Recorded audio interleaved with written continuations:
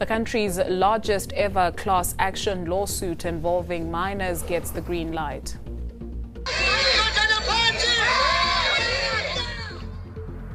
The Nelson Mandela Bay municipality finally gets a metro police force after a 7-year wait. It's Friday. Hello and welcome to it. You're watching Enews Direct. I'm Dutuzile Ramela. And I'm Sandy Legangose. Good evening. To comment on any of our stories, you can find us on Twitter and Facebook. That's at Enews Direct. And you can also track our main stories using the following hashtags: silicosis and Metro Police launch. The South Gauteng High Court has ruled that the country's largest ever class action lawsuit can go ahead. Thousands of gold miners are suing 32 mining companies after they contracted silicosis and tuberculosis. They claim this happened as a result of the company's negligence. The South Gauteng High Court has ruled that there is a prima facie case that mining companies violated the rights of miners. Sick miners and former miners will now be able to band together to sue 32 mining giants. The families of any miner who died of TB or silicosis since 2012 will also be able to join the suit. And the vulnerable in our society, that they should bear this loss, and the respective mining companies benefit from the death of their spouse and or parent, is grossly unjust. The judge says that many miners are illiterate and come from rural areas. Over the next few weeks, a mass media campaign will go out urging them to come forward and join the suit. But those involved say this is a victory that comes at great expense. Although we are happy, but we still think about those who lost their lives because of this disease. From as far back as the 1960s, many miners have died, while thousands of others have contracted silicosis, tuberculosis, and lung cancer. Their lawyers have been working on the case since 2004, and there's a possibility mining houses may appeal this judgment. Lawyers for the miners say they'll start preparing themselves for the next stage of court action. In March, mining giants Anglo American and Anglo Gold Ashanti agreed to compensate workers in a R500 million settlement. Teresa Taylor, Johannesburg. The Nelson Mandela Bay municipality finally has its own metro police force 7 years after the plan was first mooted. During this time, it had 2 highly paid metro police chiefs with not a single staff member to manage. The South African Municipal Workers Union, however, is crying foul, saying it wasn't consulted. In 2009, the Nelson Mandela Metro Council resolved to establish a Metro Police Force. The Traffic Department was disbanded the same year to be incorporated into the force that had yet to be established. Now, 7 years later, the plan has come to fruition.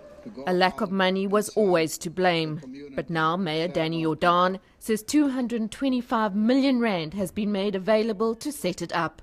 78 trained Metro police officers have been hired so far, and 110 more are to be appointed soon.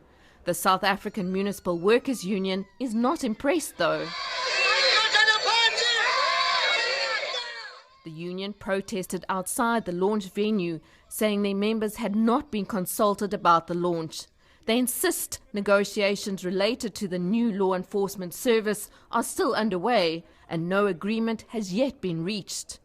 They are not clear whether there is going to be a transfer of contract or is going to be a pure placement.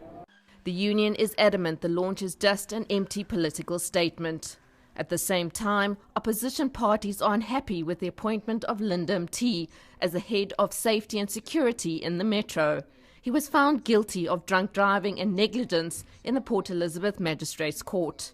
Jordan has promised the Metro police officers will be visible on the streets immediately and will work to boost the police presence in the northern areas to fight gangsterism. Sandy McCowan, Port Elizabeth. Students at the Vaal University of Technology say the decision to shut down the campus has left them stranded. Yesterday, students were told to leave the Vanderbijl Park premises with immediate effect. The move was sparked by violent protests over security concerns on campus. These students are desperate to get their belongings. Management ordered them to leave the campus, and police and guards are now ensuring that they don't re-enter. The decision to suspend academic activities was sparked by these protests on Thursday. This human resources student is from Limpopo and says he's now stranded. Now I do not know. Honestly, I do not know. But I'll keep asking for cash around, so and then if I get enough cash, I'll go home. These two friends are from KwaZulu-Natal and Swaziland. Neither can afford to travel home. For now, we're going to our friend's place to bath or to sleep for the weekend. Then we'll see the situation on Monday. Others have been squatting with their friends in private residences. The landlord told us in the morning that today we must not sleep there again. Otherwise, he will even try to call the police to chase us out because he don't know us. Then if you want to stay there, you must pay the amount of 150 per night. Meanwhile, staff are expected to return to the campus on Monday. As things stand, management is busy looking at the security arrangements so that as and when we are ready, we can then call students to come on campus. We also looking at the exams that were supposed to have start next week. However, management was faced with this note, perhaps a signal that scenes like this are far from over. Malungi Elupui, Vanderbijl Park. Supporters of the ANC in Pretoria have had to wait hours for President Jacob Zuma to address them. He arrived much later after his plane from Uganda was delayed yet again due to technical issues.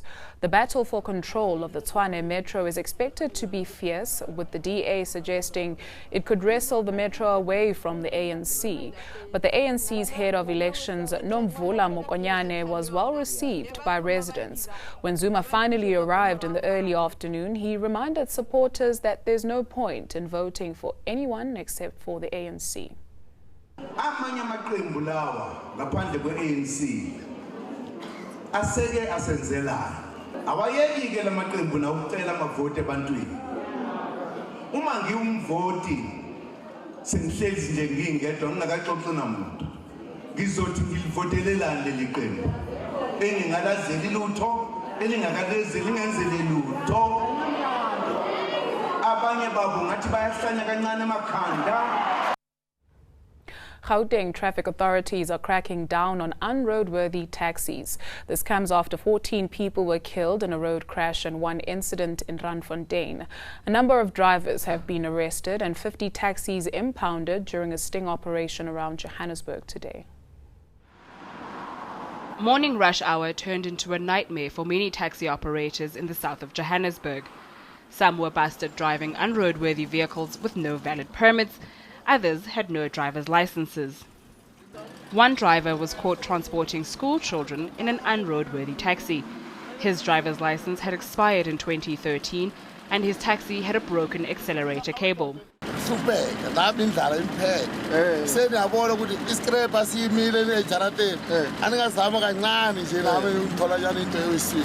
Most drivers cite poverty and unemployment as the main reason they knowingly break the law.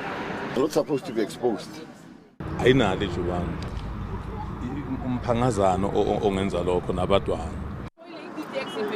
Commuters and school children were left stranded and frustrated.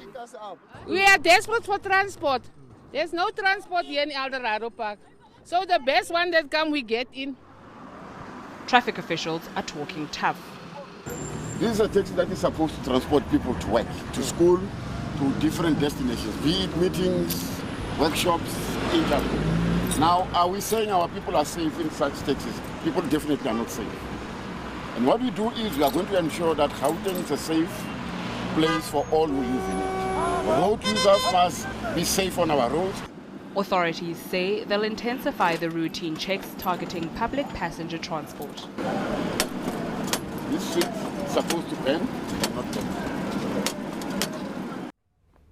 World News now, and rescuers are relocating more than 4,000 residents from a quake-hit town of Tibet. At least 69 people have been injured, 12 are in a serious condition. 8 highways around Qatar town had been damaged by rockfalls. And dozens of sightseers had to be rescued from a catamaran that caught fire off the coast of Queensland, Australia. Passengers say the engine overheated and burst into flames. The boat later sank. Some passengers needed hospital treatment for exposure, dehydration and chest pains. And Katlehong has been trending following overnight violence in the area. Shops owned by foreign nationals were looted and torched by locals. Cases of malicious damage to property have been opened. The situation is said to be calm at the moment. And we end off with this. The Gauteng Education Department is assessing damage at Orlando High School in Soweto. Following disruptions yesterday, pupils broke classroom windows and destroyed the administration block. They want the principal removed after a teacher was served with notice of suspension. Remember, we do love to hear from you. You can, of course, check us out on Twitter and Facebook. That's at Enews Direct, or you can head on over to our website. That's enca.com/direct. After the break, your business news as well as your detailed weekend weather forecast. Money matters now, and are you looking at boosting your income in this tough economic climate? Well, a local startup is trying to make that easier for you. Betterwage.com pairs people up with opportunities to make money online. The cost of living is constantly increasing. Many South Africans are simply not making enough money to make ends meet. Enter Betterwage.com. The site directs people to websites and apps that are most suited to them. For example, you could earn some pocket money on survey sites, and writers could earn extra cash producing freelance work. If you have a car, you can suddenly use Uber and be turned into a taxi driver and make extra money. If you have a home, you can rent out your spare room on Airbnb. For example, Fiverr.com or Freelancer or Upwork. Those are platforms where you can suddenly go on your computer and provide services to people on the other side of the world. To register, you fill out a form on Better Wage detailing what you have to offer. We ask people about themselves. We ask them a lot of questions. Based on their questions, we'll say, these are the 30 platforms that are most appropriate for you. The site launched in April and already has thousands of members. And signing up doesn't cost you a cent. Jody Jacobs, Johannesburg. And with that, let's see how the markets performed today.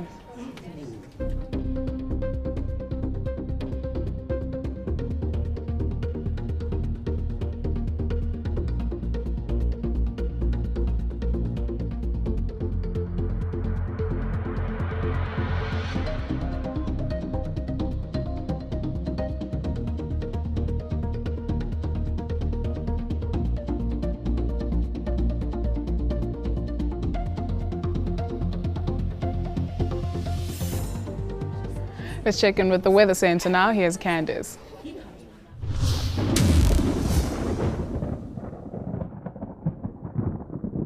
It's been a cloudy, cold and wet day over the central part of South Africa, with that thick band of cloud and thunderstorms moving eastward on the weekend. Our rainfall accumulation map shows widespread thunderstorms and the possibility of heavy rainfall over parts of the northwest and Free State, with rain reaching the east coast later on in the day. We're expecting much cooler weather over the northeastern parts, with a warmer forecast over the western part of the country. Warm weather continues for KwaZulu-Natal on Saturday, with most highs in the mid-20s.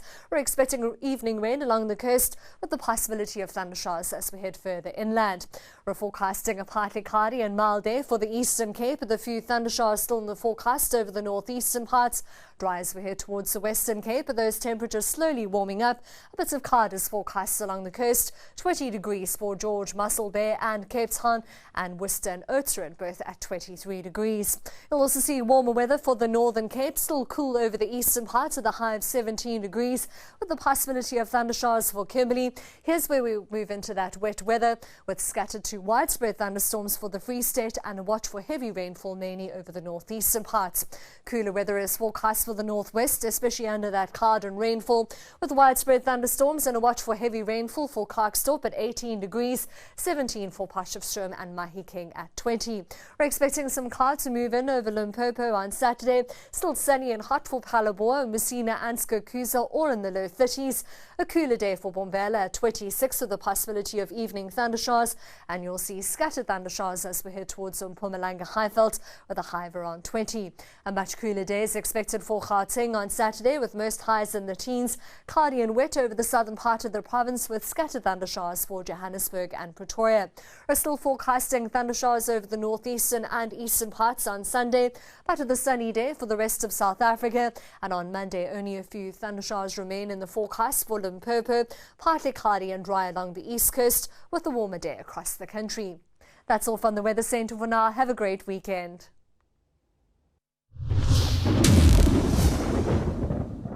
Thank you, Candice. After the break, a Nigerian gospel group learns isiZulu for a creative collaboration with Ladysmith Black Mambazo.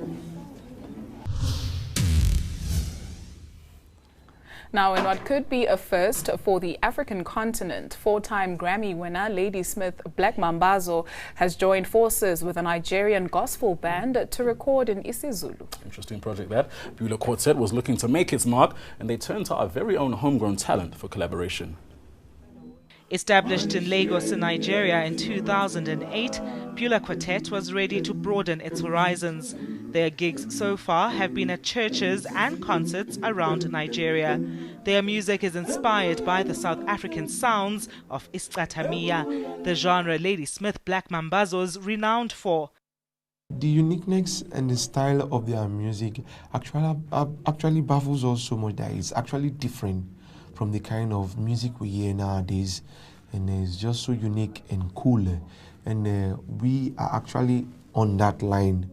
Veteran musician Joseph Shabalala believes working with another African-based group will go a long way to restoring unity on the continent. He says working with Beulah Quartet will also ensure Ladysmith Black Mambazo's legacy lives on. I'm a person who always loved to help. If I know something, today we are here for you guys.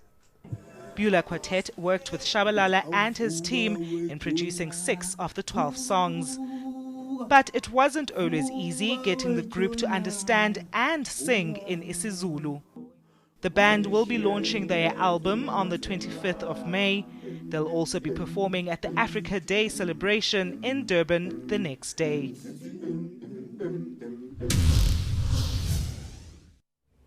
A reminder of the day's top stories before we say goodbye. The country's largest ever class action lawsuit involving minors gets the green light.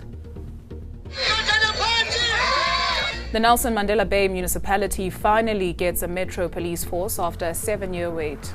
And that's our lot for the week. It is it. We're back on Monday. Until next time, good night.